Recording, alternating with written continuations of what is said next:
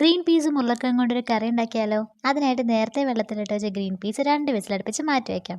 ഒരു ഉരുളക്കിഴങ്ങിന് 1 വിസിലടുപ്പിച്ച് മാറ്റി വയ്ക്കാം. ഉള്ളി, പച്ചമുളക്, തക്കാളി, മല്ലിത്തഴ എല്ലാം കട്ട് ചെയ്ത് വെക്കാം. നേരെ ഒരു പാൻ എടുത്ത് അതിലേക്ക് കുറച്ച് എണ്ണ ഒഴിക്കാം. അതിലേക്ക് 1 പട്ട, 2 ഏലക്ക, 3 കറാമ്പും കൂടി ഇട്ട് ഒന്ന് ചൂടാകുമ്പോൾ 1 കപ്പ് ഉള്ളി, കുറച്ച് ഉപ്പ്, 1 പച്ചമുളകും കൂടി ഇട്ട് നന്നായി വതക്കിയെടുക്കാം.